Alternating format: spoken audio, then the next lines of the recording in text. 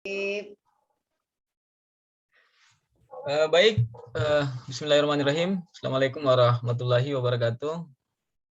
Dan Waalaikumsalam selamat pagi Bapak dan Ibu yang saya hormati, Bapak Pengawas, Bapak Kepala Sekolah SD Tanpa Nama, dan Bapak Ibu Guru yang sempat bergabung di sesi coaching ini. Nah, Bapak dan Ibu sekalian, untuk hari ini kita akan membahas terkait dengan bagaimana cara merumuskan alur dari tujuan pembelajaran. Nah, untuk sesi sesi awal ini, inilah yang akan menjadi tujuan pembahasan kita terkait bagaimana cara merumuskan alur tujuan pembelajaran. Nah, sebelum kita masuk ke materi, kita lakukan ice breaking dulu. Ini ada pertanyaan untuk Bapak Ibu. Kalau mau menjawab silakan langsung resen saja. Ya. Ini ada pertanyaan, Pak Ahmad melihat sebuah hewan, dilihat dari dekat hewan itu mirip anjing, dari kejauhan mirip kucing. Hewan apakah tersebut? Ahmad sebuah hewan. Harimau, Kak Pak. Ya, silakan Bu Ratna. Harimau. Oke, Bu Baik. Apa? Iya, harimau ya. Harimau. Oke. Macan. Oh, macan. Baik. Sinonim. Biar beda namanya. Sinonim harimau, macan. Pak Ahmad melihat sebuah hewan, kalau dari dekat mirip anjing, dari jauh mirip kucing. Nah, jawabannya adalah anjing. Karena kalau dari dekat anjing, berarti anjing sudah itu. Oh gitu ya. Masya Allah, luar biasa. Bisa dipakai buat ice breaking. Oke. Baik Bapak Ibu. Jadi jawabannya bagus, anjing ya. bagus. Kalau dari dekat sudah mirip anjing, anjing sudah itu. Iyalah. Terkecoh. Oke, baik Bapak Ibu. Kita masuk ke materi. Sekali lagi saya sampaikan bahwa di sini saya hanya selaku fasilitator yang akan memfasilitasi proses pembelajaran dari Bapak Ibu. Jadi pembelajaran kita mungkin akan lebih banyak diskusi terkait dengan permasalahan yang Bapak dan Ibu hadapi di sekolah, terutama terkait dengan bagaimana menyusun alur tujuan pembelajaran. Nah, di pertemuan kemarin mungkin Bapak Ibu sudah pernah melihat terkait dengan bagaimana pedoman alur dari suatu pembelajaran.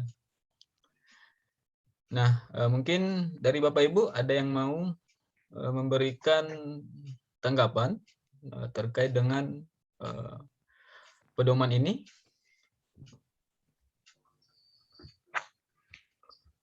Silakan, mungkin dari Ibu pengawas SLB, Bu Ratna. Ya, ini mohon dibesarkan sedikit nih Pak, nggak kelihatan share screen-nya kurang jelas. Sudah mendekatkan kacamata ini. Ya. Ya. Besar sedikit mungkin. Ya. Oke. Saya mau mencoba menjelaskan ya ini ke Bapak dan Ibu guru yang lain. Nih ya, pertama untuk penyusunan alur tujuan pembelajaran itu dilakukan dulu pemetaan dan analisis kompetensi kebutuhan siswa. Jadi ini untuk mengetahui bagaimana kesiapan belajar siswa, karakteristik siswa, itu gitu ya. Lalu setelah itu merencanakan asesmen dan melaksanakan asesmen diagnostik untuk mengetahui kemampuan awal yang dimiliki siswa, masuk juga kesiapan belajarnya gitu ya. Nah, dari hasil asesmen diagnostik tadi lalu dianalisis untuk menentukan capaian pembelajaran pada fase mana anak tersebut capaian pembelajarannya gitu ya. Nah, setelah itu dari capaian pembelajaran itu disusunlah tujuan pembelajaran yang sesuai dengan karakteristik kemampuan belajar siswa. Kemudian dari beberapa tujuan yang sudah ditetapkan berdasarkan capaian pembelajaran, disusunlah alur tujuan pembelajarannya. Mulai dari tujuan pembelajaran ke-1, kedua, ketiga, sampai akhirnya tercapailah capaian itu di akhir semester gitu atau akhir tahun gitu.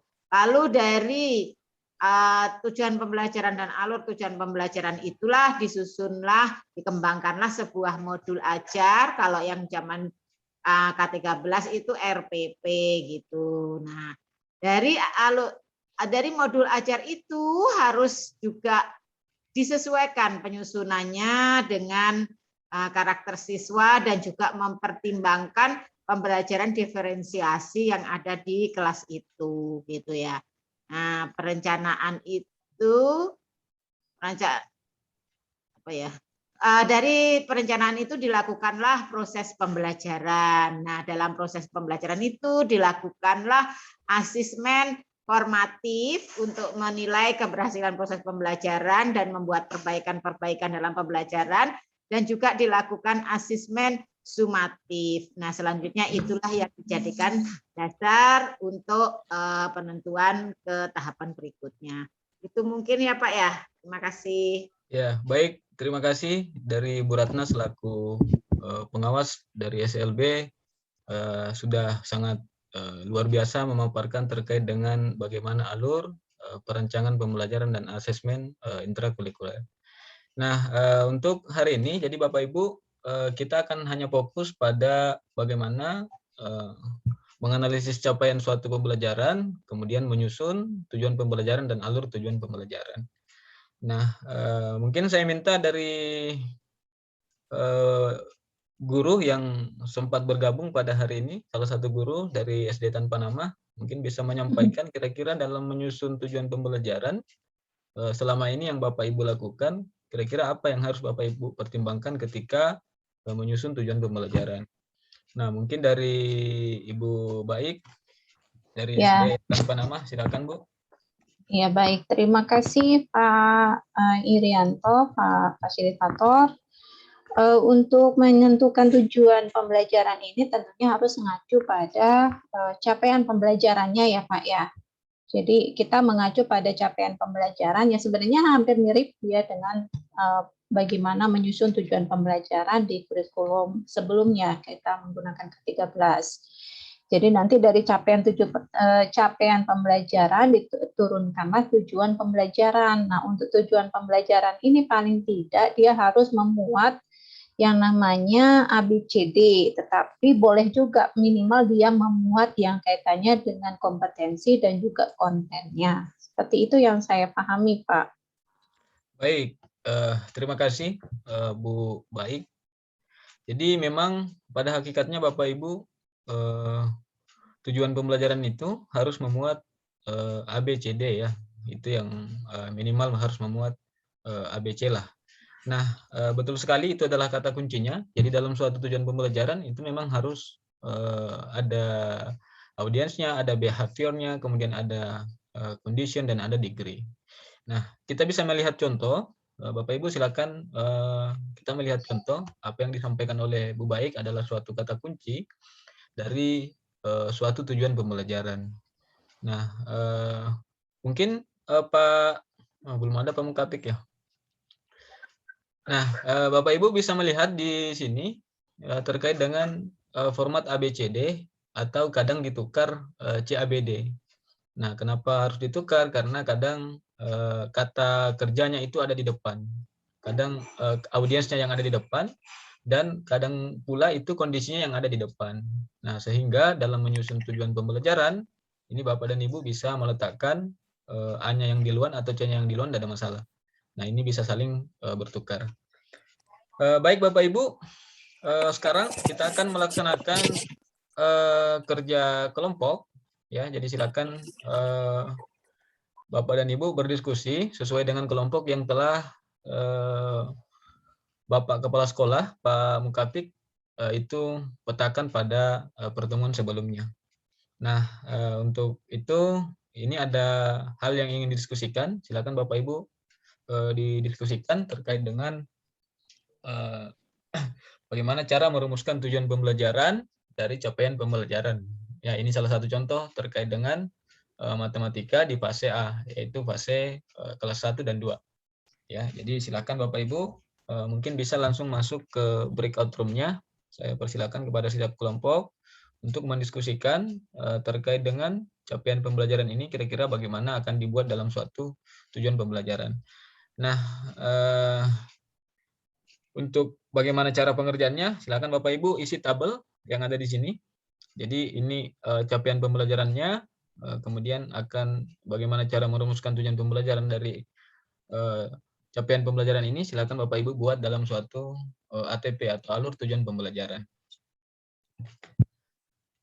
Baik, silakan didiskusikan Bapak Ibu di breakout room-nya.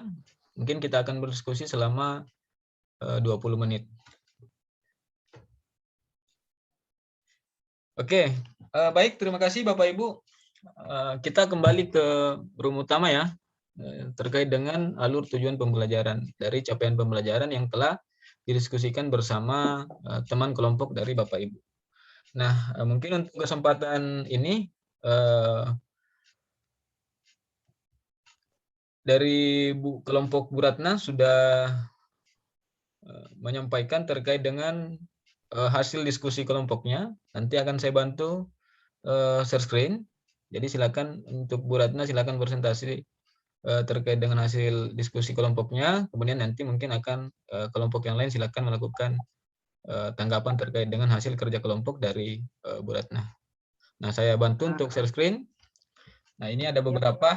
Silakan Bu dipresentasikan terkait dengan ini. Singkat saja mungkin.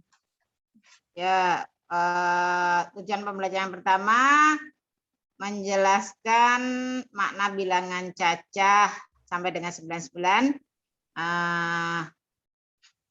sebagai kumpulan anggota objek. Lalu menjelaskan bilangan sampai 2 angka dengan nilai tempat, menyusun lambang bilangan, menggunakan kumpulan benda konkret serta cara membacanya. Lalu membandingkan 2 bilangan sampai dengan 2 angka dengan menggunakan kumpulan benda. Dan yang selanjutnya keempat, menjelaskan dan melakukan penjumlahan pengurangan bilangan yang melibatkan bilangan cacah sampai dengan 99 dalam kehidupan sehari-hari serta mengaitkan penjumlahan dan pengurangan. Itu diantaranya itu ya Pak ya yang kelas 1. Yang kelas 2 itu menjelaskan makna bilangan cacah dan menentukan lambangnya berdasarkan nilai tempat dengan menggunakan benda konkret serta cara membacanya. Menjelaskan dan melakukan penjumlahan dan pengurangan bilangan cacah melibatkan bilangan cacah sampai dengan 1000 dalam kehidupan sehari-hari serta mengaitkan penjumlahan dan pengurangan. Lalu berikutnya yang ketiga menjelaskan dan menentukan panjang termasuk jarak, berat, dan waktu dalam satuan baku yang berkaitan dengan kehidupan sehari-hari. Lalu 2.4-nya menjelaskan pecahan setengah, sepertiga, dan seperempat menggunakan benda konkret dalam kehidupan sehari-hari. Itu ya Pak ya? Ya. Baik, terima kasih Bu Ratna dari kelompok 2. Sangat luar biasa apa yang beliau sampaikan. Mungkin ada tanggapan dari kelompok yang lain, mungkin bisa diwakili oleh Bu Baik. Silakan Bu menanggapi terkait dengan hasil diskusi dari kelompok. Iya, terima kasih Pak. Ini kan tadi kita menurunkan tujuan pembelajaran ya dari CP-nya gitu. Tapi kemudian saya agak sedikit ini ya Pak ya, untuk alur tujuan pembelajarannya gitu. Kan ada menjelaskan makna. Ini apa kita akan turunkan kembali begitu ya Pak ya untuk alur TP-nya? Oke, baik, terima kasih. Mungkin dari kelompok yang hasil diskusi ini, mungkin bisa memberikan tanggapan terkait dengan pertanyaannya Bu Baik. Kira-kira apakah tujuan pembelajaran ini dari alur ini apakah perlu diturunkan lagi atau seperti apa? Atau ini sudah kedalamannya? Mungkin Kira-kira seperti apa dari kelompok penanggap? Mungkin dari Pak Mukapik bisa memberikan tanggapannya, Pak? Apakah dari alur tujuan pembelajaran yang telah dibuat oleh kelompoknya Bu Ratna, ini apakah harus diturunkan lagi? Ini menjadi suatu sub tujuan pembelajaran. Nggak usah, Pak. Iya, tidak usah. Ya, enggak usah, Pak ya. Iya. Oke, baik. Cuma ini, Pak, ini Pak, yang menjelaskan makna, Pak. Pengertian atau makna itu maksudnya? Nah, Ya ini yang itu. mungkin lebih tepatnya pengertian, Pak ya. Iya, pengertian, Pak. Bukan makna itu. Makna ya, betul. Bisa Karena kalau makna melebar kemana-mana. Abstrak lagi. Iya, melebar kemana-mana, Pak. Pengertian, Pak. Pengertian ya. Jadi nanti Iya, mungkin bukan bisa makna. diperjelas lagi terkait dengan kata Nggak kerja cocok kalau maupun matematika. Kalau makna nggak cocok kalau matematika. Ya, Kecuali betul. kalau mungkin Bahasa IPS, Indonesia Pak. mungkin cocok, Pak ya. Iya, kalau matematika nggak cocok. Pengertian itu, Pak. Iya, betul. Iya, Oke, ya, pengertian. baik, terima kasih dari kelompok Pak Mukapik. Jadi tidak usah diturunkan lagi menjadi suatu, boleh diturunkan tetapi hanya sebatas sudah menjadi indikator ya. Kalau menurunkan lagi menjadi tujuan, ini sudah dalam fase kelas awal, ini memang tingkat kedalamannya sudah sampai di sini. Kalau diturunkan lagi menjadi suatu materi yang lebih rinci, maka kita akan kesulitan untuk menyelesaikan suatu permasalahan dalam waktu yang lebih singkat. Nah, baik, terima kasih Bapak Ibu atas partisipasinya ya terkait dengan alur tujuan pembelajaran.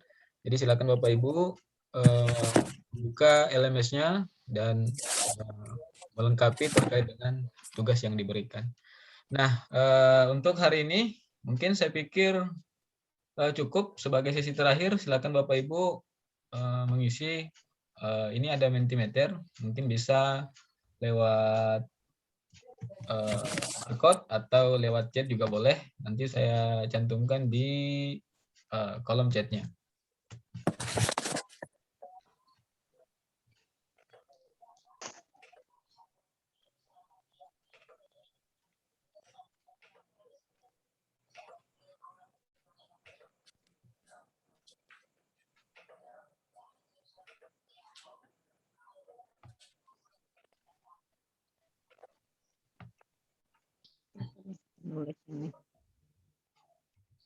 Oke, free memory ya Bapak Ibu.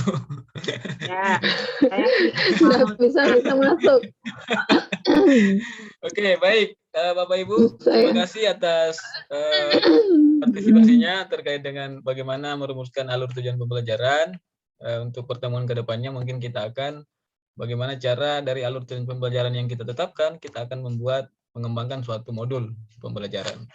Terima kasih atas partisipasi Bapak Ibu. Sampai ketemu di pertemuan berikutnya. Saya akhiri. Assalamualaikum warahmatullahi wabarakatuh. Waalaikumsalam. Waalaikumsalam.